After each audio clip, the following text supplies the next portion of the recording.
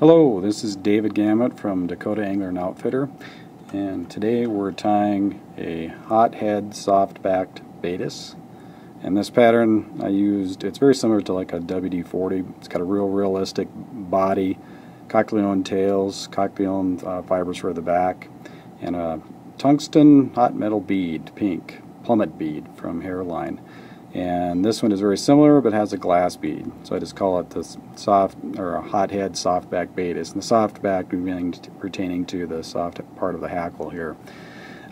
Use this pattern on the Bighorn and also on the creeks in the Black Hills when we have a predominant Baetis hatch. Real productive, and we'll show you how to tie this fly.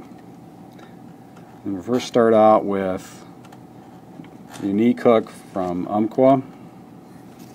And this hook is a 212Y. It's kind of a dry fly hook, but I like using it as an emerger hook. It's got a real sharp curve to it, almost like a circle hook. Very unique hook bend to this. And a bead on here that we're using today. The hook sizes on these are a little different. They're numbered, like this one is a 15. I like the 15s and the 17s. And the beads that we're using today is about a 1/16 plummet bead, the metallic pink. Really a neat color. Gets the fish's attention in deep water. Okay, we're starting out with a 70 Denner olive thread, and we'll start it out here towards the front of the fly and work the thread towards the back.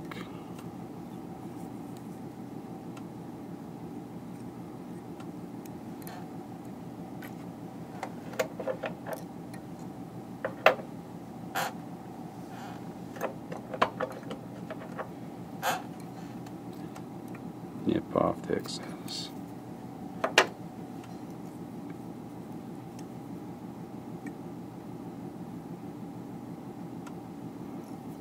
Okay. And we'll start out with the tailing material. And we're going to use a cochleon fly tail or feather. And we're going to use the fibers off of that. Makes real good coloration. And there's two parts of this feather that we're going to use. There's a real webby hackle part here we're going to use for the back, but for the tails we're using this part of the hackle up towards the tip. So we have a good amount of tail fibers. Just kind of hold the feather straight up. Reach up in here and kind of center the fibers down, pull them down just a little bit. Gather up a bunch. Pull that down with your hand. You'll have them in your thumb right there. Gather up a few more and pull down. So just pulling them right off the stem. And I gather them up between these two fingers right here.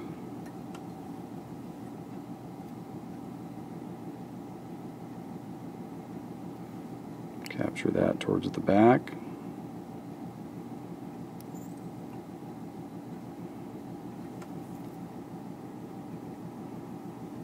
And kind of pull that to adjust the tip length. And then run the thread up towards the front of the fly. I like the thread to be fairly flat when I'm doing this because I want a nice flat body. So just kind of make sure that the thread lays out flat. You can do that by counter wrapping the thread and spinning it in one direction, but counter wrapping it. Get it about one bead length behind the hothead here, and then cut the hackle fibers off.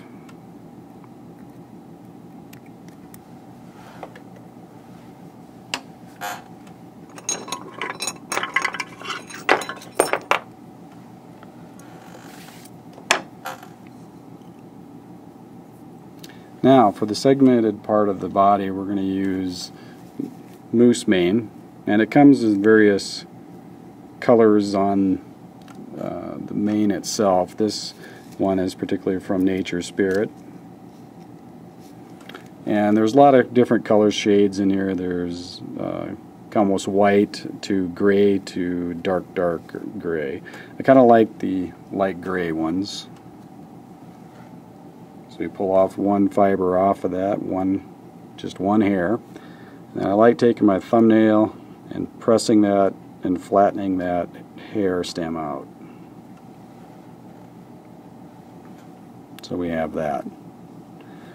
And right up here, about where the thickness is about mid-length of the whole feather, or the whole hair, I'm going to cut this like that.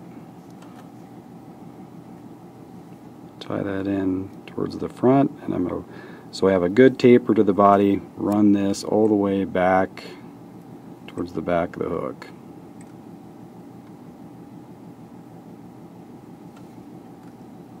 And then take my thread back for the front again.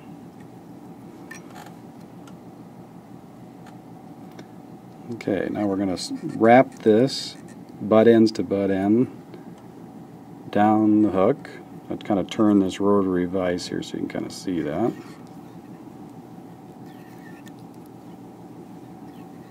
You can also use peacock herl and then strip off the fibers off of that. It's a real good segmented body form with that also.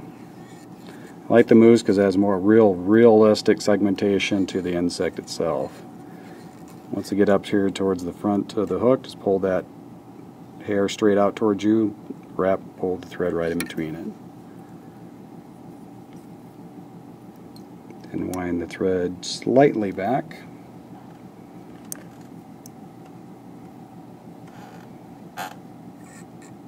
Cut off the excess. Okay, this is where this part of the fly really kind of came up with this because I wanted it to look like the wing bud was splitting or emerging, and I liked these soft hackles because they're real fluid in the water and tend to flutter in the current. So I'm going to take a bunch of these and pull down. So I just got the butts in here, and I'm going to gather those up like that, and I'm going to even up the butt end of that with the scissors and cut that off. Then we're going to tie that in just about a third way back from the, got 2 eye beads back maybe. Take a wrap. And then we're going to pull that forward after we dub, and you kind of see it already fluff up there. Okay, for the thorax, we're going to use Nature's Spirit Gray Olive. Kind of mimics the color of that Baetis really well.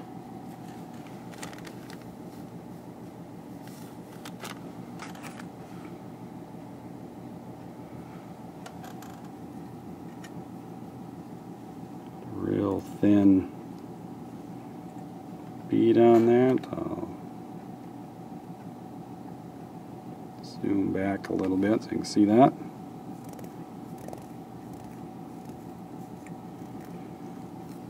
And we want to dub a little ball right there.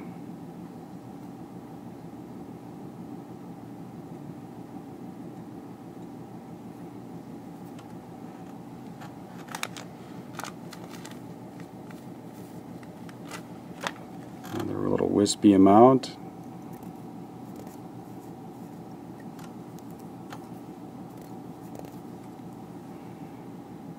Just kind of like we're doing a WD-40 here. We're just going to really build up a little ball there.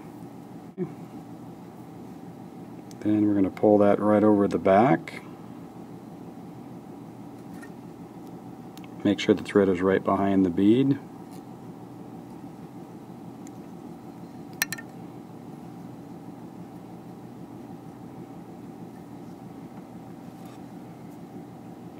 Take about 2 or 3 wraps, cut off the excess.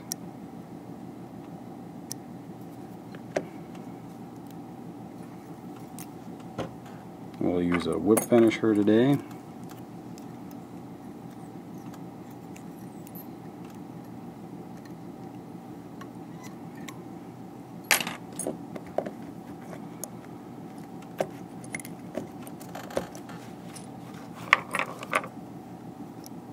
off the excess. And that's it. That is hothead softback Baetis. This little fibers from that. And that is again from the real webby part of the cocktail. The real webby parts of that create that little webby part of the hackle. It's that real little bit of life action of that the wing bud is coming out of that. And we also would recommend you can drop them behind dry flies as droppers. That's where I kind of like using the little glass bead rather than the tungsten plummet bead. But either glass or the plummet, this works really good. Thanks again from Dakota Angler and Outfitter. This is David Gamet.